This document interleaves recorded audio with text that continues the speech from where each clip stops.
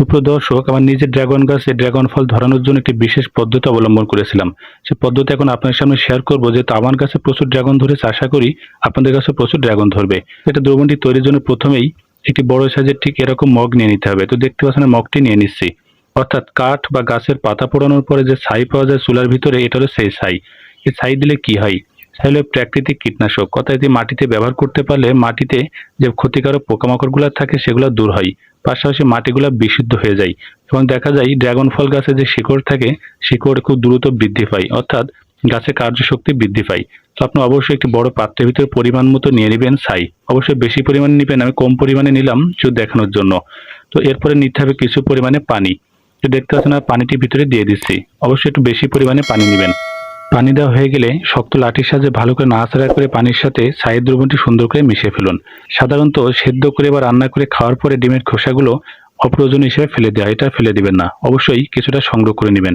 তারপর রোদে শুকিয়ে ভালো করে ব্লেন্ডের সাথে বেটে চূর্ণ করে ফেলতে পারেন। তো আমি হাতের সাহায্যে গুঁড়া গুঁড়া করে ভেঙে দিচ্ছি দেখানোর জন্য। সবচেয়ে ভালো হয় যতটুকু পারবেন গুঁড়া করে নেবেন। প্রশ্ন হচ্ছে, এত কিছু থাকতে আমি ডিমের খোসা কেন ব্যবহার করেছিলাম? আপনারা জানেন ডিমের খোসার ভিতরে থাকে প্রচুর পরিমাণে ফসফরাস, সোডিয়াম, ম্যাগনেসিয়াম সহ ম্যাক্রো মাইক্রো পুষ্টি উপাদান।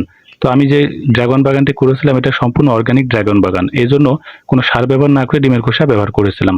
এরপরে ব্যবহার করতে হবে সাধারণত পেঁয়াজের খোসা, অর্থাৎ রান্না করে খাওয়ার পরে যে পেঁয়াজের খোসা থাকে ফেলে দেওয়া হয়, এটা ফেলে না দিয়ে কিছুটা সংগ্রহ করুন এবং এই দ্রবণের ভিতরে পেঁয়াজের খোসা দিয়ে দিন।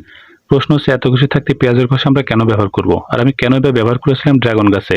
মূলত এই পেঁয়াজের খোসা ব্যবহার করতে পারলে ড্রাগন গাছে প্রচুর পরিমাণে ফুল আসে। অর্থাৎ ড্রাগন গাছে মূলত ফুল আনার জন্যই এই পেঁয়াজের খোসা আমরা ব্যবহার করেছিলাম। এরপরে আমি নিয়ে নিচ্ছি কিছু পরিমাণে নিম গাছের পাতা, অর্থাৎ দেশি নিম গাছের পাতা। তো নিম গাছের পাতা আমরা কেন দিব বা আমি কেন এবার দিয়েছিলাম ড্রাগন গাছে? এটা মূলত আমাদের ড্রাগন বাগানটা ছিল, এটা ছিল অর্গানিক কালচার, অর্থাৎ সম্পূর্ণ জৈব পদ্ধতিতে ড্রাগন ফল চাষ করা। তো আমি সাধারণত যেহেতু কোনো কীটনাশক ব্যবহার করি না, তার বিকল্প হিসেবে নিয়েছিলাম নিম গাছের পাতা। নিম গাছের পাতা রস যদি ব্যবহার করা হয়, গাছে প্রাকৃতিকভাবে যে কোনো ক্ষতিকর পোকামাকড় থাকে সেগুলো সহজে দূর করা যায়। তো এই জন্য বেশি বেশি করে নিম গাছের পাতা নেওয়ার চেষ্টা করবেন। এটা একটা প্রাকৃতিক কীটনাশক। তো নিম গাছের পাতা থেকে ঠিক এরকম কিছু পাতা সংগ্রহ করে ভালো করে ভিতরে দিয়ে দিন। একটা কাঠির সাথে শক্তভাবে নাড়াচাড়া করে নিয়ে নিন এবং এর ভিতরে অবশ্যই কিছু পরিমাণে বেশি পানি অ্যাড করবেন। এখন আমরা দেখি কিভাবে ড্রাগন গাছে এটি ব্যবহার করা যায়। তো আমার বাসায় যে একটি ড্রাগন গাছ আছে, সেই ড্রাগন গাছে এখন দেখাবো কিভাবে সঠিক নিয়মে আপনার ড্রাগন গাছে এই অসাধারণ দ্রবণটি ব্যবহার করতে পারেন, যাতে দেখা যাবে কোনো দ্রবণের কার্যশক্তি 100% গাছে পাওয়া যাবে। তার জন্য গাছের চারপাশে ঠিক এরকম একটি নিড়ানির সাহায্যে ভালো করে মাটিগুলো খুঁজে নিতে হবে। দেখতে পাচ্ছেন আমি নিয়ে নিচ্ছি। এভাবে নিড়ানির সাহায্যে মাটিকে আলগা করা হয়ে গেলে রোদে 2-1 দিন ফেলে রাখতে পারেন। এতে করে গাছের গোড়ার পোকামাকড় মারা যাবে এবং হাতের সাহায্যে ঠিক গাছের গোড়ায় মাটিটি চিপে দিয়ে তার থেকে অন্তত 4 আঙুল দূরে ঠিক রিং আকৃতির এরকম গোলাকার তৈরি করবেন। অর্থাৎ মূল গাছের গোড়া থেকে 4 আঙুল দূরে নালাটি তৈরি হবে এবং গাছের গোড়ায় একটু মাটির সাহায্যে গোড়াটা ভালো করে চিপে দিবেন, যাতে গাছের গোড়াটা আলগা না হয়। এটাকে বলা হয় রিং ইরিগেশন সিস্টেম, অর্থাৎ গোলাকার আকৃতিতে। এভাবে যদি গাছে পানি ব্যবহার করা হয় বা কোনো দ্রবণ ব্যবহার করলে গাছের যে দ্রবণটি থাকে শতভাগ কার্যকর হয় গাছের জন্য। কারণ মূল গাছের শিকড় কিন্তু গাছের গোড়ার নিচের অংশে থাকে। তো দেখতে পাচ্ছেন ঠিক এভাবে গোলাকার রিং তৈরি করে চারপাশে এই দ্রবণটি ব্যবহার করতে হবে। আসুন আমরা এখন দেখে নিই সে বিশেষ পরিচর্যাটি, যেটা আপনার পুরাতন বয়স্ক যে কোনো ড্রাগন গাছে ড্রাগন ধরাবে। তো এই উপাদানটি ব্যবহার করলে দেখবেন গাছে ঠিক এরকম ছোট ছোট প্রচুর পরিমাণে কুড়ি আসবে। কুড়ি আসলে দেখবেন খুব দ্রুত ঠিক এরকম বড় বড় কুড়িতে পরিণত হবে।